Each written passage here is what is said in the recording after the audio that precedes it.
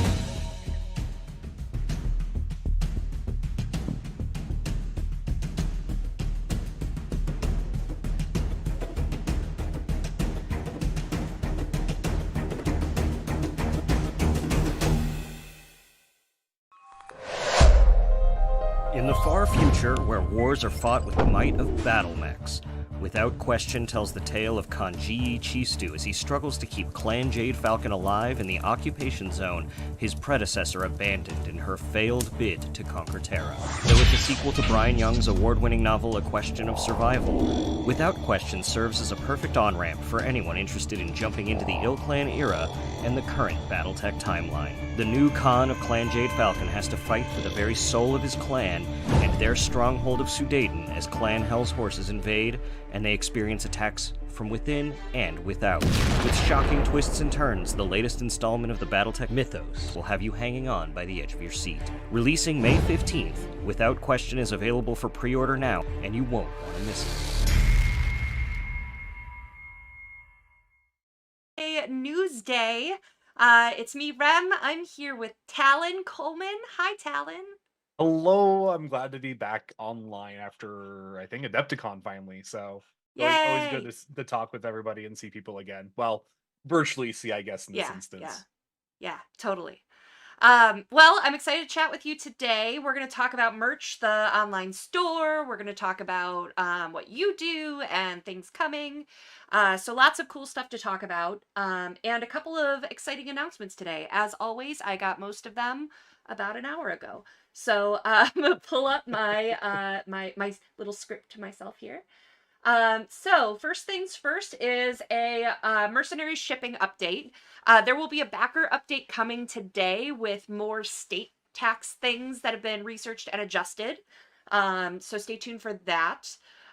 We have been getting messages for the people that are looking for help. They have high shipping and want some help subsidizing that. So we've been doing that for people. So that's been really great and rewarding and awesome conversations happening in messages. You can do that too. You email us through the Kickstarter messaging program. So go to the Mercenaries Kickstarter page, click on Catalyst Game Labs, and then it'll say contact us, and that's how you send us a message if you need help. What else do I have? Oh, we're also going to talk in the backer update today about getting ready to charge too. So you'll get that update later today. A couple exciting things. The Battletech Humble Bundle. Last week when I was on, I told you guys that there were only 2 days left. Well, that was true. at that time. It did so well that Humble Bundle actually extended it for an extra week. So now it's 2 more days until it ends. Thank you guys for making that such a success for us. John Helfers was bragging that this is the 4th Humble Bundle in a row that has been extended because of popularity. So thank you guys so much for that. Yeah, it's super cool. Yeah. We have a Shadowrun 5th edition bundle of holding that's coming next month, so get ready for that. I don't have a release date or link yet, but I heard it was coming, so I wanted to let you guys know. All right. This is my big announcement part. This is something I'm excited to talk about. It is out there on the internets, but it has not been said by any of us publicly yet. So I've got a little image I'm going to share with you guys as I announce this. This is coming in September. Ta-da! Shadowrun Munchkin. We have partnered with Steve Jackson Games, and we've known about this for quite a while now. So being able to talk about this is super exciting. Like 2 years. I think 2 years now. Yeah. So it was big hush hush for a super long time. We are so excited for Shadowrun Munchkin. Gosh, I know like people either love or hate Munchkin. I think it's silly and goofy, and it's a fun quick party game, especially if you're playing with non D&D gamers, kind of stuff. So this is just another gateway drug into Shadowrun, which I'm all for. So pretty excited for this. So thanks, Steve. Also, I'm pretty sure, as a fun little fact, I'm pretty sure this is the first image I think I've ever seen in Shadowrun that has essentially destroyed the Space Needle in Shadowrun. I don't think there's any other image we have out there. Every landscape scene, every fight scene, the Space Needle's there in the background just fine somehow. You'd think it'd be like the #1 target, but Munchkin finally did it. They finally took off the top of the Space Needle. I love that he's picking his teeth with it. It's pretty great. Funny weird story, I guess, is I got an email this week from UK Games Expo saying, hey, and they got my name right, and they're like, hey, Rem, can you please schedule Steve to come to this event? He said he's free in the afternoons. And it was for Steve Jackson. And I was like, I don't work with or for Steve Jackson. I don't know how you got my email, but I wish I could help you. I could say yes, but he's not going to be there. So yes, CatalystGameLabs.com, SteveJacksonGames.com. Really close. It's only a couple letters off. I just work for everyone. I'm taking over the world here. All right, let's see. What else do I have on my list? So next week is ChupacabraCon in Austin, Texas. I'm super excited. I will be there, and Russell Zimmerman will be there, and Phil Lee will be there. So yeah, we're gonna have a small booth space. We're gonna have the demo games and stuff like that. There's gonna be some prizes and lots of fun. So come over, say hi. We're gonna be doing a couple panels. I think I'm part of one that's on crowdfunding, I want to say. So pretty fun. I'm excited for it. Leviathans had a backer update go out yesterday, so the Tabletop Simulator link is now live. I know you guys have been waiting for that for a really long time, so it's here! Hooray! New releases. Yeah. Let's move on to this. So, Talon. Yes. We have some new releases coming this Friday. Can you tell us about them? Yeah, so I actually spent a little bit of time grabbing some fun little nuggets for each one of these. Some of these will be stuff that you guys might have seen at other shows, especially since we've kept a lot of stuff out on our beautiful glass shelves, especially between Gen Con, Adepticon. We've had a lot of stuff that we've been showcasing but haven't been able to release. So the first two things that'll very easily start with will be the Game of Armored Combat in the beginner's box. So there's always talk about, what's actually showing up in these. What did you change, or is it just a cover, change with the new era of miniatures coming in? So for the beginner's box, very easily, I know traditionally when we've done a lot of new covers, or especially big portions of swap ups, when it comes from like ill clan to mercenaries, for example, we did the miniature swap up. This beginner's box set for the 40th anniversary is just a cover change. So if you've already got the minis inside of the mercenarified version of it. I don't know how to actually say that. Then you're good. You've got both minis from that. It's literally just a celebration of the 40th anniversary. Beautiful, in my opinion. I love the box art for the 40th anniversary one. I think it's one of the best. I love the color palettes for it personally. I like a lot of brighter colors, I even like that though, they are side by side art pieces too, so they're really yeah, nice display pieces. yeah, 100%. I think we should, and I think that we should do more stuff like that because I think it really ties products together, especially when beginner box set you go directly into the game of armored combat. Hmm. Now, speaking of the game of armored combat, some things did change there actually. So I actually have a little list here in front of me, so that way I keep track of it all because it's always important. Because some of these are actually some rules, not core rules, just additional rules, and you'll get why when I say what's in the box.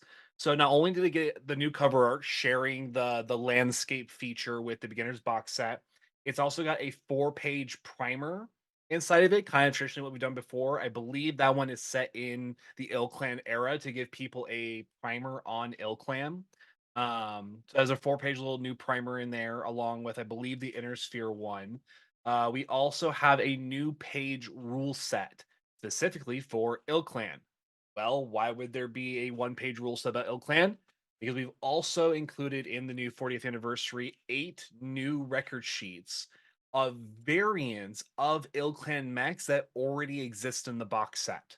So there's with the 8 mechs that are in there, there is a variant for each one via Ilclan, and that 1-page rule set will allow you to integrate those Ilclan mechs into your normal games from the Game of Armored Combat.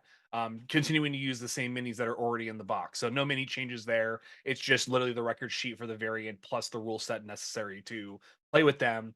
So that way you don't have to go out and get anything else if you want to play with these variants. It's not Cool. like, oh, I got the box and now I got to go buy a book to play the variants. It's all in there. It's all set up and ready to go for you. So Talon, I remembered something that I wrote down because we forgot to add it to the list, and it was like the reason that we started talking about this list of releases Friday.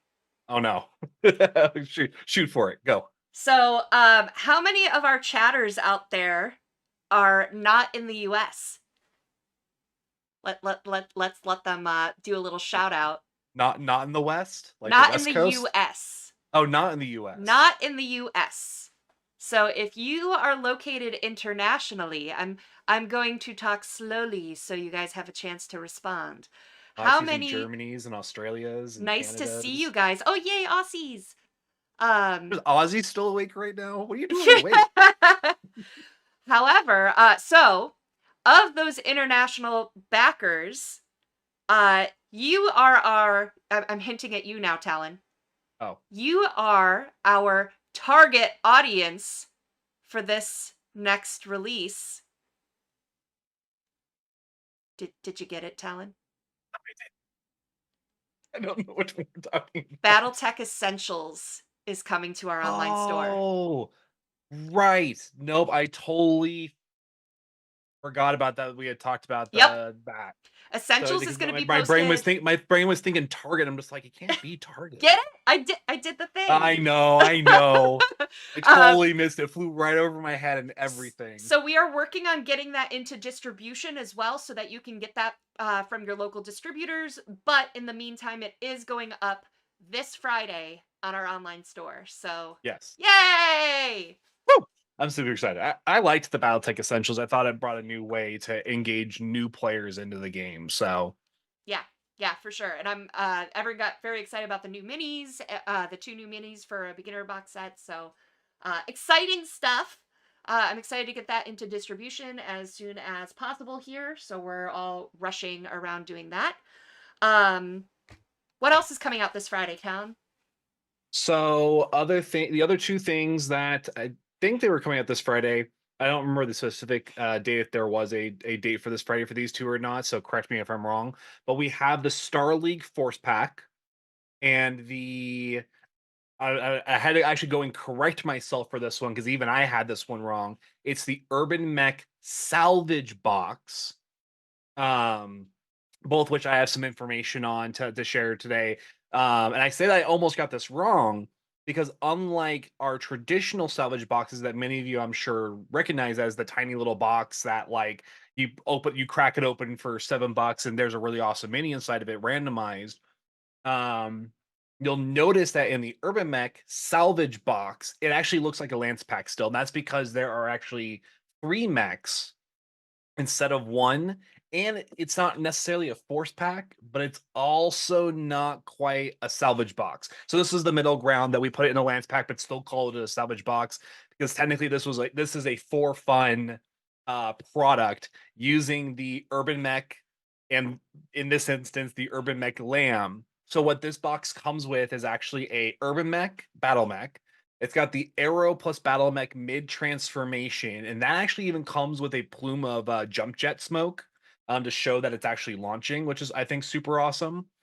So giving more of that verticality into BattleTech that I always love seeing with the new minis that we've been doing. And then the third mech, which is the final transformation for its full aerospace mode version. So you Cool. can have all 3 in one box. That way, it's just all there in one grab rather than you like trying to go through different boxes trying to get all 3 of them. We just made a nice little a force pack that just won't be technically rule compliant because it doesn't exist in BattleTech. This was just a for fun product, which For is fun. always fun. Because Urbies are confusing and Urbie Lambs are even more confusing. We made the Oh, packaging way confusing too. more So, we just lean real into it there. So what's so special about the Star League Command Lance?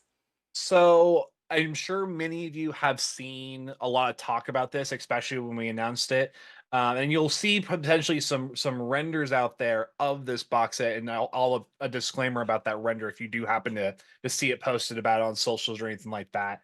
But the new thing is that there is a painted mini inside of this force pack. Now it's only one. It's not the entire set. It's just one of the 4 minis happens to be painted as we are attempting to look at trying something new and seeing how not only we like it, but how well you guys like it. Because it's always been something that BattleTech has always been on the flip side of the hobbyist side.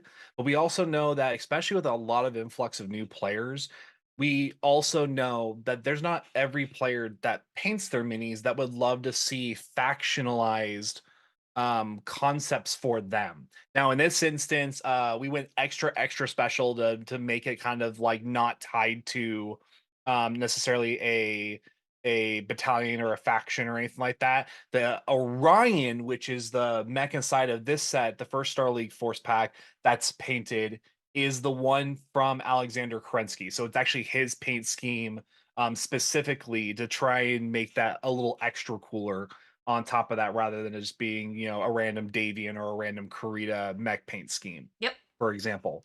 They look really Um, nice. I got to see them at Gamma.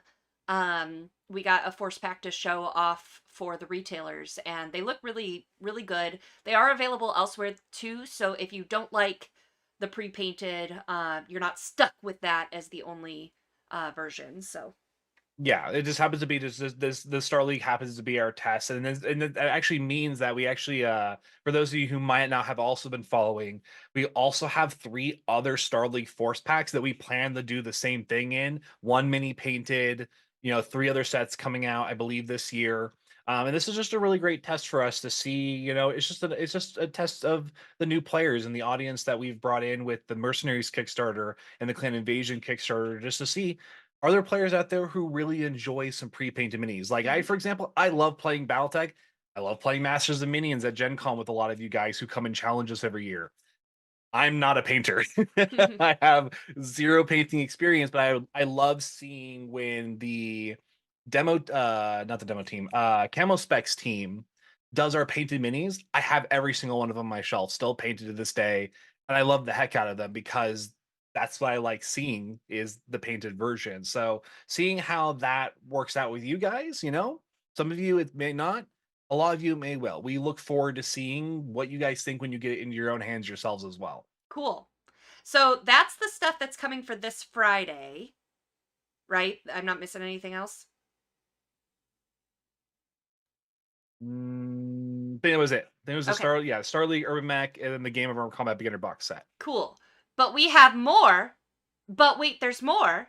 That's dropping 2 weeks from Friday. I'm getting 90s and 2000s flashbacks, but wait, there's more. Yeah. So, what's coming in 2.5 weeks? 2 to 2.5 weeks. We also have oh, you know what we did forget about for announcing for this Friday as well, just because we were supposed to talk about it as well, because it is already out It is. technically. I know what you're talking about. That's why I didn't say it. Oh, gotcha. Since it's You wanna talk already about that? out. But you can, Wanna talk yeah, about mention it. so just for those of you who might not know, the Mad Dog, premium miniature has come out. It's got the same kind of stuff that we've been doing it before with the alternative arms and alternative legs. No, they are not reversed this time, so they are on the correct arm socket. So that just actually came out here about a week ago. For those of you who are interested in some of our lighter mech variants, because we've been kind of I saw actually we were doing a video recently of light mechs in general. Hmm. So for those of you who might like some of the old classic stuff, pick up a Mad Dog and enjoy it. And uh, we'll also be as because we talked about the premiums. Now I'll go ahead forward to 2.5 weeks, Yes, 2 to 2.5 fast-forward. weeks. It's the We have future now. yeah, it's the future now. So we actually have several more premium miniatures already set up. The next 5 in line. I should have actually gone and looked up what the freaking things were, but I believe the next one is the for release. I believe is the Battle Master. Could be wrong about that, but I'm pretty sure it's the Battle Master after this one.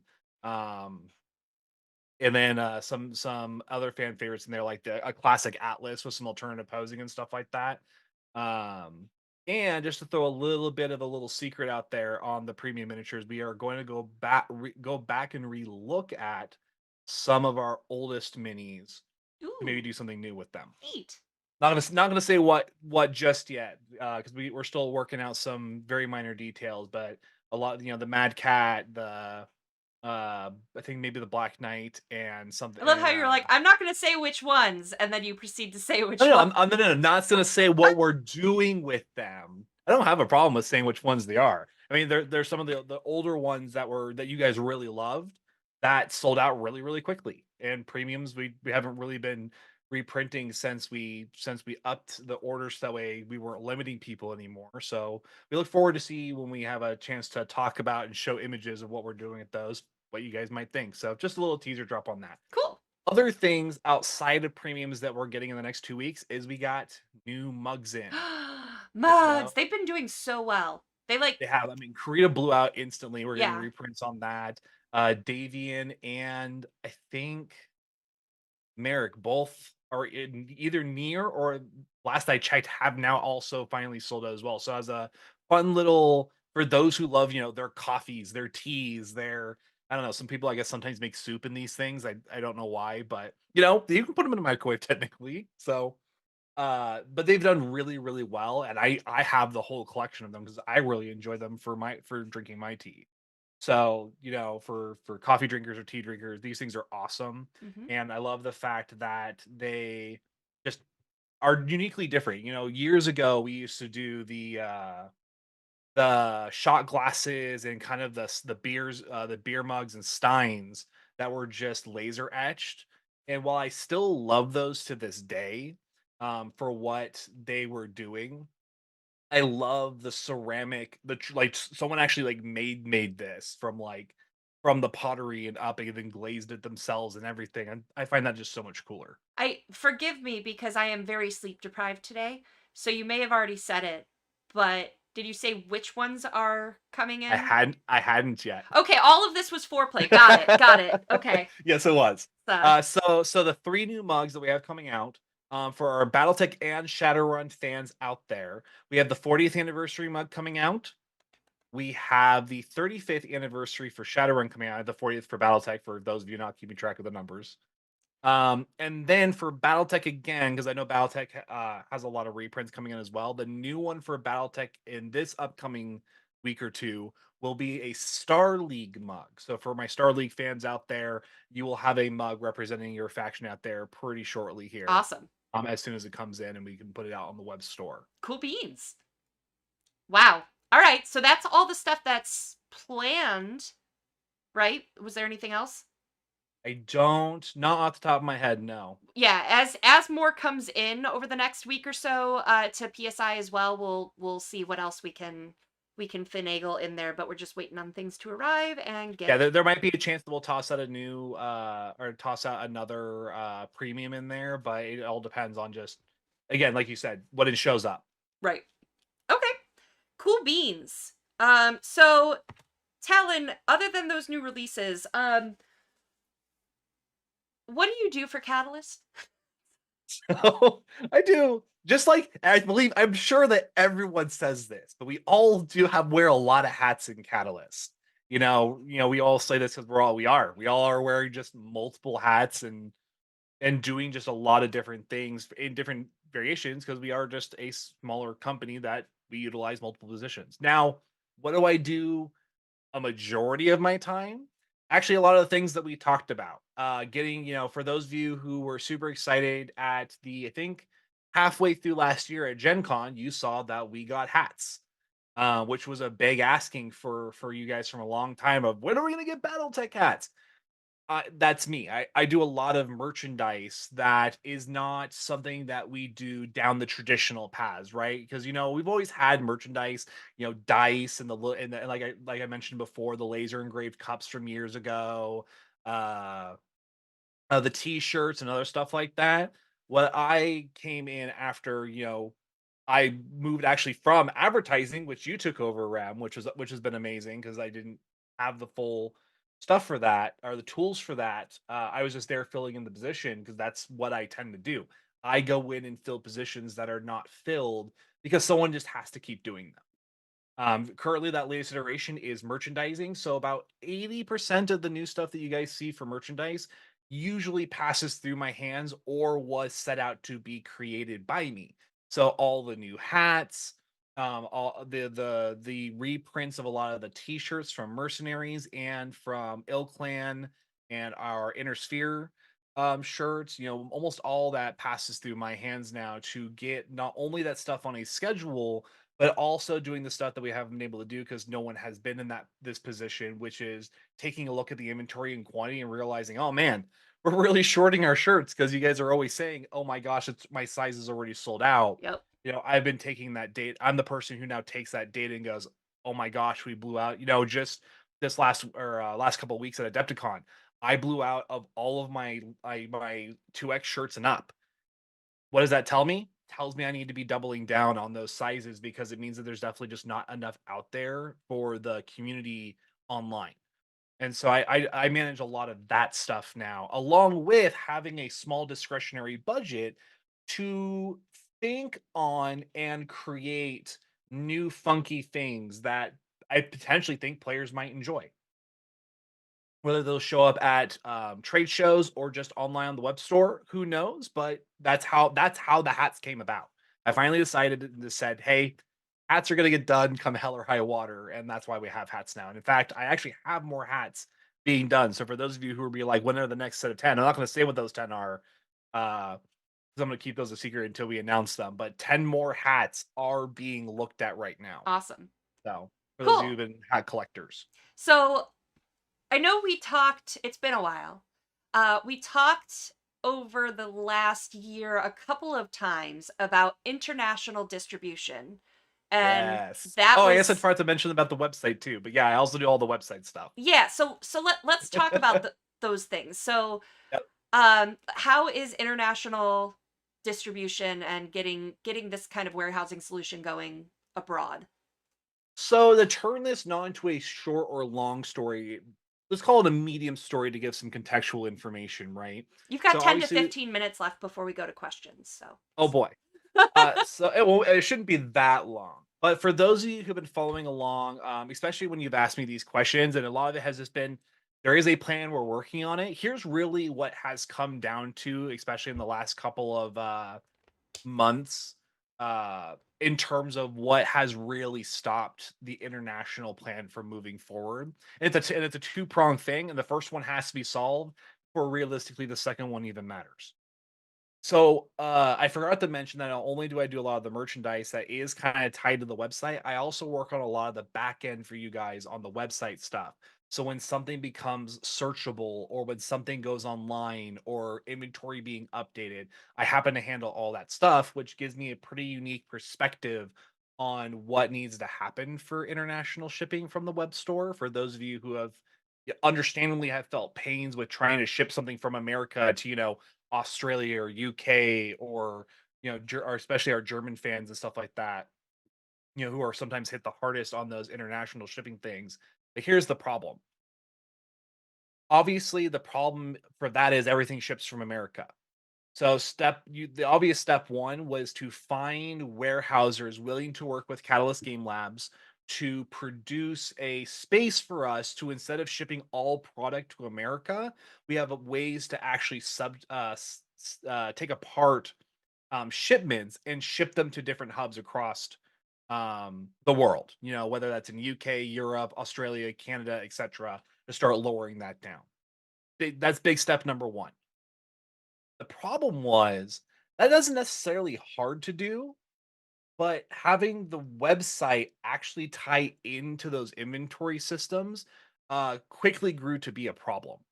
I learned over the course of working with Shopify very closely in finding and discovering these problems that originally our website wasn't necessarily handled in the back end of the coding to really report um going to other warehouses and stuff like that. And in fact, during the lieu of this of looking at that, we actually found out that Shopify even updated their backend. Not only does that make it easier, but now we're not compliant with technically them anymore.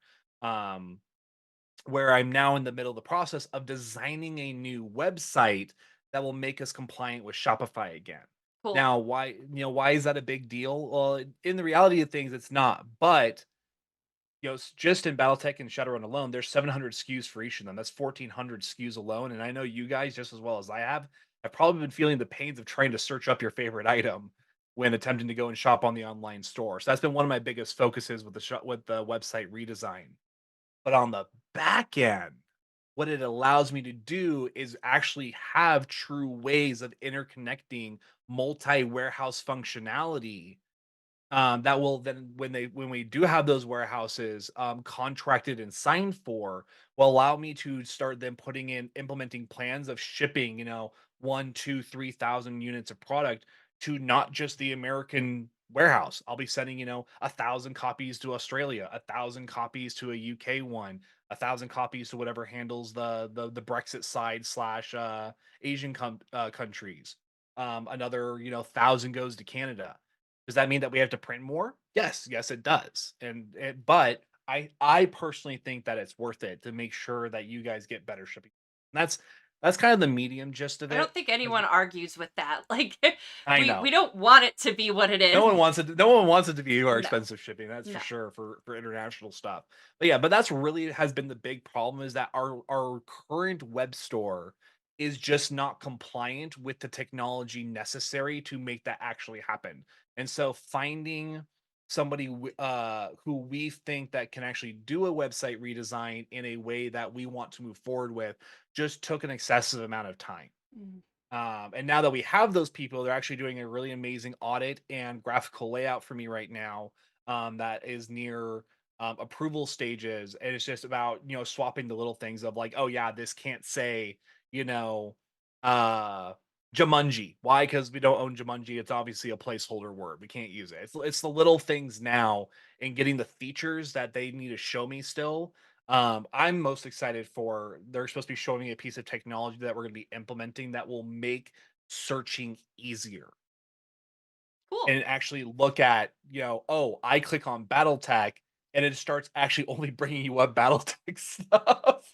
Yeah, I know Or, I've been on there before and just try to get like images or something like that or a description and I'll look up box set and like the box sets oh, don't yeah, show up like don't show up. thanks.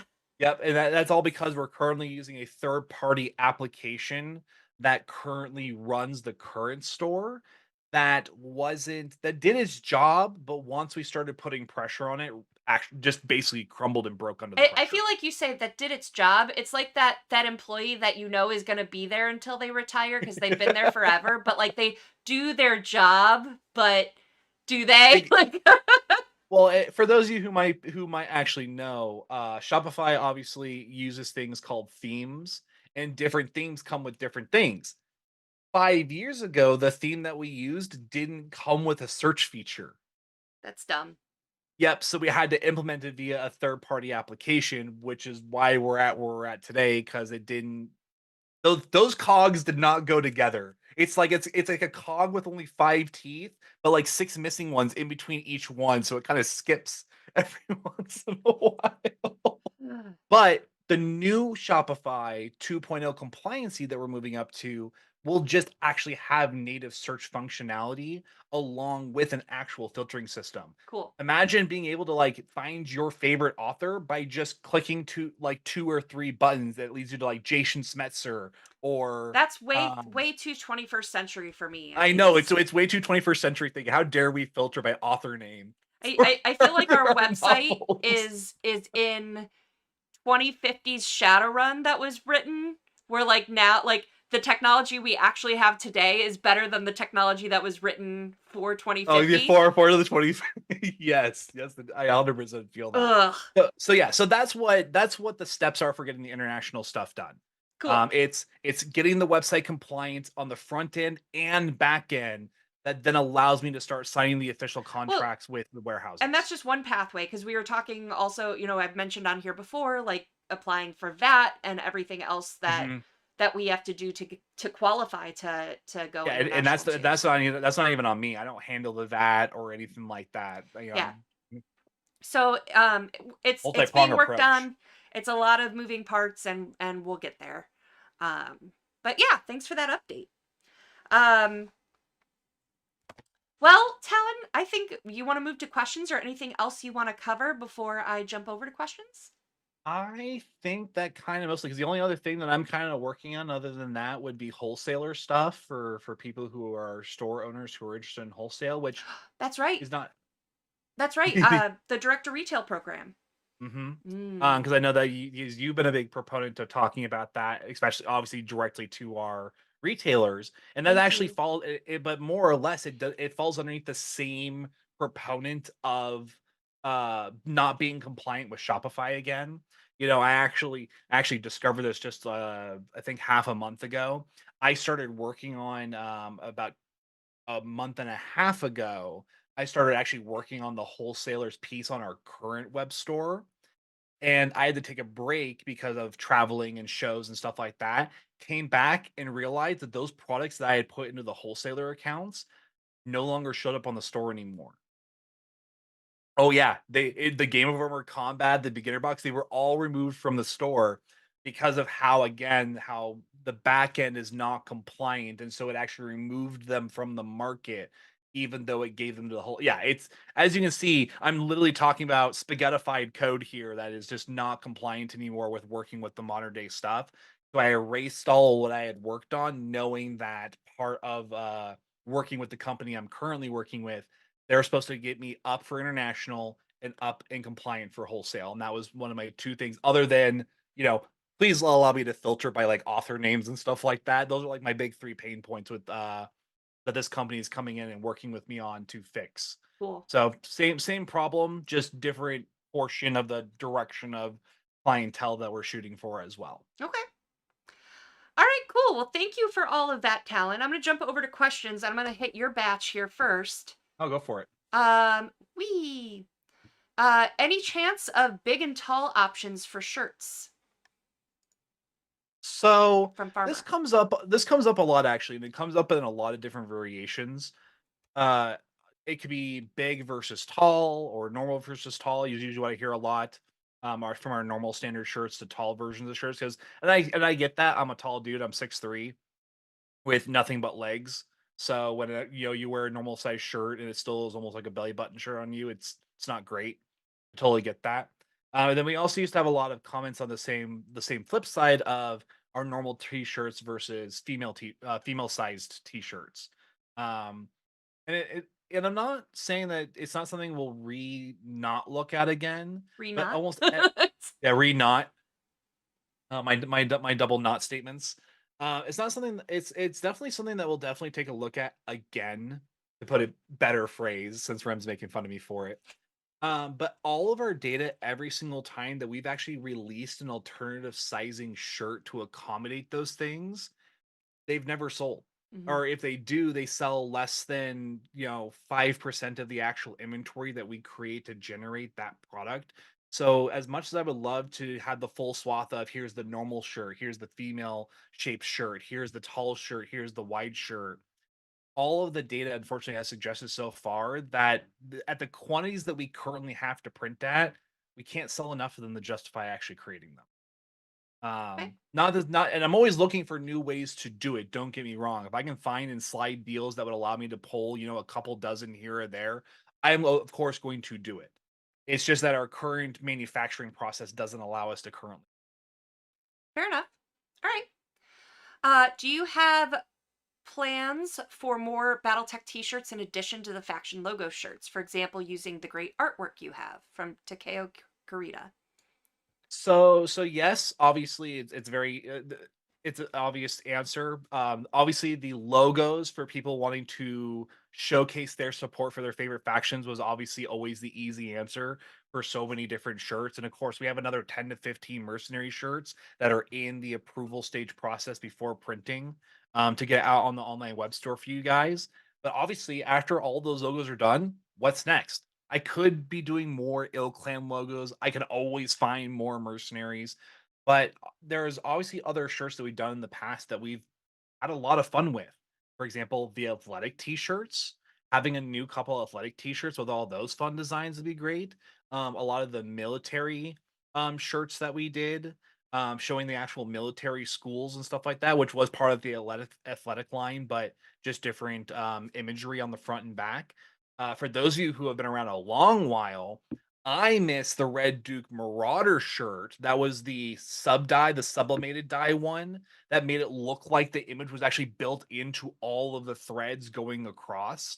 I loved that shirt, even though the material is, just a more spandexy, stretchier material. Mm-hmm.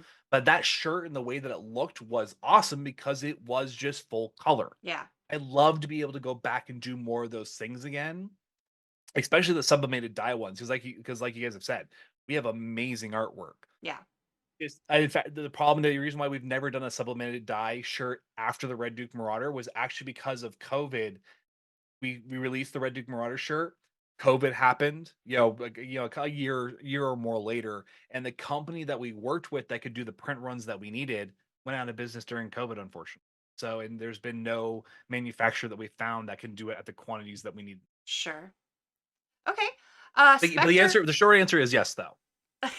Want to do more artwork shirts because we have amazing artwork and it deserves to be on shirts. Spectre asks, can we get faction tumbler cups?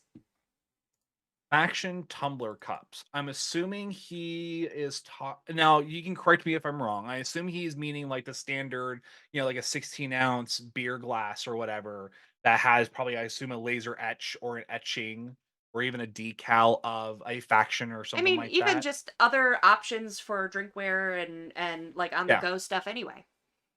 I think that the answer is yes. I mean, obviously, we could always go, it's not always about creating merchandise for the sake of merchandise. And I know that some people look at that kind of weirdly, but obviously, I could just slap a logo on, just random generic things out there and it would be part of BattleTech. But what I personally enjoy, and a lot of us who do make merchandise inside of the company enjoy, is actually finding fun and unique ways to have a personalized product that isn't just something we pulled generically off the shelf and slapped a logo on. Yeah. Because like I could go get a traveler mug tomorrow, slap a logo on it, and it's just a generic plastic traveler mug with a logo. Would it satisfy it? Yes, of course it would. But it doesn't feel awesome sometimes. And what we always try to do is that's why I think the mugs are so cool because that's super personalized in a way that isn't traditional to the I don't want to say crap because it's not necessarily crap, but like the genericism out there with a lot of products that come out that just apply to merchandise, right? Yeah. And so, can I get some tumbler mugs and stuff and travel mugs and other stuff like that? Yes. I'm just waiting for the right product to put it on. Cool. That way it stays cool. All right. Uh, I've got two different premium mech questions in one, so I'm going to combine them. So this is from Madcat352 and Jaskell.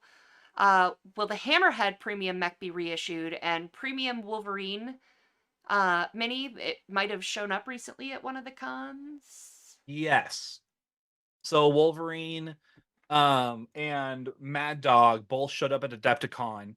We were not expecting the Wolverine, list hands down, just by the way. Mad Dog showed up at that show. We had planned for that, but our guy who actually makes the premium miniatures just had a box of like 250, 300 of them, and he just walked by and said, "Hey, early Christmas gift," dropped them on my table and walked away. Hmm. So yeah, so the Wolverine, I know I made mentions of the Battle Master. I completely skipped the Wolverine in my head. Wolverine will probably be the next one out on the store available, because that's totally true. We did sell those at Adepticon. It deserves to be out so that way other people can get access to them, than other than just people who are at Adepticon. So there's a whole slew of those available as well, to be put out. So Wolverine will most likely be next. We might even put the other premium miniature out with it, just to have maybe a double premium miniature to make shipping a little easier for those who don't want to just grab one $15 item. Cool. And the other one you said was It was the the Hammerhead and the Wolverine. Hammerhead. Ram, if you remember, can you remember what the problem for the Hammerhead was? Was that the reversed arms, or was No, that that was the the Stormcrow. was a Stormcrow? Which one was the Hammerhead reissue? You remember? Torso. Oh, I'm getting notes because my note takers are amazing in here. I think it's Shock. Hi, Shock. Thank you, note Torso takers. has print artifacts. Really? I have not. My brain is definitely not triggering on print artifacts specifically. I know that the last one that we had talked about was getting the arms fixed for. You sure it was the Stormcrow for the arm fix that we reversed Yes. the arms on them? Okay, it's the Stormcrow arm fixes and stuff like that done. I had not heard any news on there being artifacts in the. Oh, and resin bubbles was the other thing. I don't Misprinted have. torso, but it was fixed from Lorcan, so it should be fixed. Is what I'm seeing. Um, Also, I was corrected that the mod taking the questions right now is Jaskell, so I'm gonna extra thank Shock for all the help. So while I don't know exactly how that fix was implemented, because I didn't handle a lot of the premium line prior to this point, other than from the new Wolverine so far.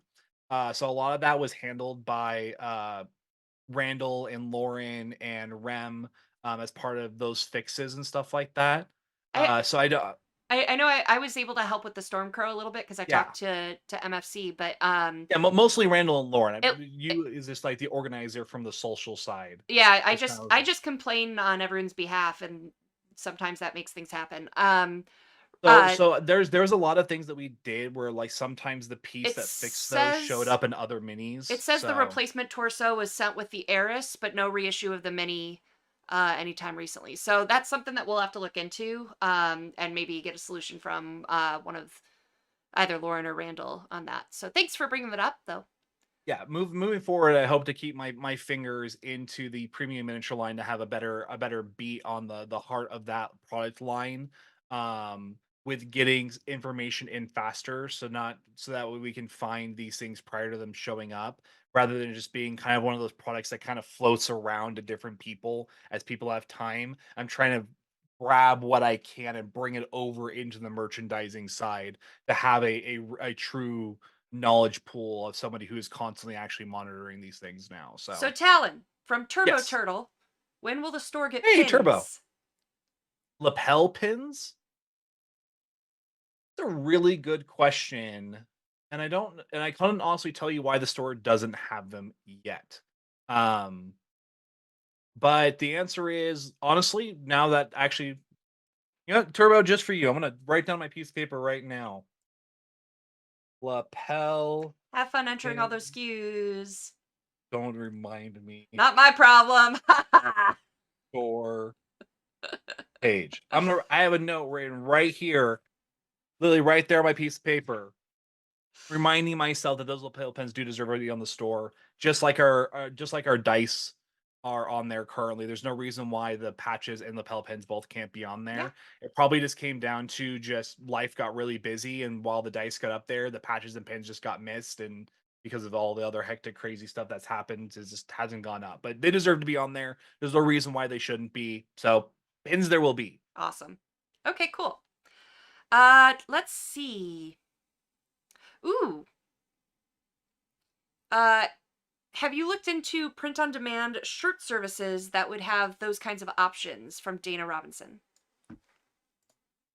So we've talked about print-on-demand shirts, and while I haven't actually looked into them at all, personally, there might be others who have, like Randall and stuff like that, who was doing a lot of manufacturing before. Um, So there might we might have some quotes out there, but I would feel like there would be a really big reason why Randall and Lauren wouldn't have moved to on-demand printing if the dollar value just wasn't good in general. I'd I check mean, into it though, because things I'm always like yeah, that's always I'm checking it. always happy. That's always updating and stuff like that. It's like marketing; it's always changing. Exactly. The last time I knew that, my assumption is that the price came back from a not only from our perspective, but from your guys's on a consumer perspective so badly that they just never bothered to pursue it. But I was not privy to that when they did those checks. That was probably something like 4 or 5 years ago, if not 6, 7 years ago, easily. The last time they probably checked. So it's always good to go back and retake a look at those things. Um, it's just that gets harder on the licensing as well Sure. because our licensing doesn't always let us do stuff like that. But I'm happy to recheck again because you maybe find a better price. We never know. Cool. All right. A couple quick questions for me here. Any more news on CGL being at PAX Australia? During Adepticon, Lauren said very likely CGL would be there, but haven't seen or heard anything since. I I have haven't. news. Oh, you do? Sure, go ahead. I I mean, you talk to so Lauren more than I do. not even about talking to Lauren. I'm the one who organized it. Oh, So as of this moment, Catalyst Game Labs will be going to PAX Australia. We just cool. officially got our booth. Cool. That's Now, really exciting. what we're doing, I have no idea yet. We literally just got done talking with the amazing guys over at PAX Australia, who opened up additional tabletop gaming space, and they offered us one of those spaces, and we decided to accept that offer. Holy What? crap. Guys, we're going to Australia. Talon, I'm going with you, or I will find where you live and there will be problems. So, Hey, people are more than welcome to attempt to join. I have no idea what's going on yet. And this is literally like days old. Like we just cool. got done paying for the booth space, signing the contract. That literally only happened like a day or two ago. Cool. That's awesome. So That's So super exciting. excited for that as well because I went to Australia last year for those Aussies who were in the chat. Went to a PAX Australia last year to go scope the show and had an amazing time. I thought it was super awesome. I look forward to seeing what even if it's just for a year, what Catalyst can do down there. Yeah, And it'll be interesting figuring out the logistics of that. So, cool. yeah, especially with it being at right after Yeah. Spiele. Yeah, we may have to split the group. Magna Morbius asks, which authors and CGL staff will be at UK Games Expo? I want autographs. Ha! That's awesome. I'm not sure of everyone. Like, I think Lorcan in the chat might be going, maybe. But, I was actually gonna go, but I just canceled. I have some physical therapy I have to do, so I'm staying home. So I'm a little disappointed in that. But next year. So I know Randall and Bryn and Mike Ritchie and Jason Hardy are going. Jason was a new ad. Do you know of anyone else, Talon? Not past that. I've been asked if I wanted to go. I'm still taking a look at my schedule because my schedule looks like hell, especially with slotting now Australia into that. And then there are some talks about some crazy people want to slot Eschenspiele and Australia together. So Yeah. I might have to save a lot of my energy and effort for those two shows rather than the UK. So I'm still kind of debating on that. But other than that, I think that is everybody from our side. Cool. I don't think there was anyone else after that. Yeah, and I know we're still doing the Asmodee Retailer Day right before it and the Asmodee Nordics in Copenhagen too. So cool. Awesome. Let's see. Lorcan asked, will the newer releases be available at UK Games Expo? Especially the Urban and Lunar Battle Mat. I'm not sure because I'm not involved in the planning of what's being sent and stuff like that, so I'm not sure we're gonna have that answer. But I know they're trying to get as much over there as they can, because they know with shipping being what it is and stuff like that, that they wanna support you guys as much as possible. So. Let's see. Shadowrun question. Jason Mallory. All this talk about BattleTech mugs. Any chance for Shadowrun corporate mugs for the wage slave on the go? We do have a few, or we did. I don't know if they're out of stock. We do. No, we still have some of those in stock. I don't think any of the shutter runs have hit out of stock as of yet. I haven't checked today's inventory. But there are shutter runs, some corporate. There's the Dock Wagon, there is Seder Krupp, there was As Technology, and I think every single one of them actually even came with a not just the logo, but they also come with like a fun little saying or something like that that actually is in line with their corporate policies. So Yeah. which were some of them are really funny. Yeah. So I can't they remember do what they exist. are, even though they're in my cupboard right now. But I know, right? cool. Lorkin says, let's see. Oh, this is about the mercenaries shipping. Let's say I, quote, accidentally paid shipping already. If there's a correction downward after this, will this be refundable easy? Yes, we're able to push a button and issue refunds, so that's not a problem. Billy Caldwell, I have a local player that still does not have any shipping costs in backer kit. What channel should they use to get help with this? The same one. Go to the Kickstarter page and then click on Catalyst Game Labs up at the top of the project, and then say contact us, and you can send us a message that way. We have found a couple of weird ones where they should have been uploaded, and we're getting the tweaks fixed on that. But there are also a second wave. Anyone that entered their address after December are on wave 2. So we get the first file submitted, then submit the second file, and they will get us the shipping upload from there. So have them reach out. Let's see. Jan Brandt asks, any news about Aces at this moment? Not anything new. Since the last time we've talked about it, really, like, there's a lot of planning going on behind it, so there's not going to be news for a while. I mean, if you're looking for development updates, you can always take a look at Six Sides of Gaming, their stream, because they tend to bring out Aces a lot to it's during their every development work. Friday. Sometimes they Yep. move it around, but Yeah, every Friday for them. So if you're interested in the development work on it, from the actual mechanics perspective, check out their stream when they're doing that type of stuff. yep. Sagan Cat asks, print copies of Hungry Like the Wolf. Is that from the shirtless Yep. alert thing? I've seen a couple people mention that. I would thanks, Big Red. I would say not gonna happen. But you never know with catalysts, so I'm just gonna leave that I'll there. go get a one-off body pillow done of it to just raffle off somewhere. with no logos, with no logos at all. So that way it can't be tied back to Catalyst. Awesome. All right, I'm gonna circle back up because we've gotten some more questions. We probably have time for one, maybe two more if we're fast. Oh, Hungry Like the Wolf, right? Big Red also did a romance audiobook. That's what that is. Hungry Like the Wolf is the romance audiobook. No. Talon from Prussian Havoc. What is your favorite Leviathan mech or Shadowrun character? We'll end with that one. Leviathan mech or Shadowrun character. So, I actually, while I don't have a favorite Leviathans miniature or battleship per se, I do have one for BattleTech and one for Shadowrun. Now, start with Shadowrun first. Shadowrun, hands down, I have loved the Decker arc, or the Rigger. I almost called them Decker. Rigger archetype for decades. I love their character play style and the mentality that goes into basically what it means to incorporate automation into your character's gameplay style. So while it's not a direct character of the universe, I've always enjoyed Deckers in all their forms because they can be whatever they want to be by replacing it with technology. You want to be a spy, grab yourself some micro drones and stuff like that and start hiding them in your arms and your legs and stuff like that. To start dropping little breadcrumbs that just are giant sound device. Like it's so many different things that are just so cool. You need giant firepower, go get a giant autonomous dog with a giant Gatling gun on its back. Like there's no end to their ingenuity other than limited by what the player can believe that their character can do, which I find really enjoyable. On the BattleTech side of things, I tell this to people all the time. They look at me like I'm funny. My favorite battle mech is the Locust. I am a Locust lover. I am a like basically super light mech lover.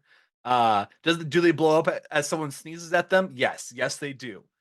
But the fact that our rules allow funky things like doing 150 points of damage with a Locust because you ran into them, blew yourself up, and basically took another mech out with you, I really enjoy funky things like that. And the Locust for years has been my favorite battle mech to do those types of funky things in because it's nearly one of the fastest mechs in BattleTech in the actual game itself. Awesome. Not Cool. necessarily the world. So those would be that would be I'm not changing my name on the Locust. All That's my right. favorite one. It is what it is. Well, thank you, Talon, for coming on today. We are at we're 1 minute past time, so I'm gonna wrap it up here. Thank you all for joining us. And we will be here. We should be here next week. I'm traveling, but the event hasn't started yet, so I should be here. So we'll see you next time. Thank you so much. Awesome. Thanks for having me.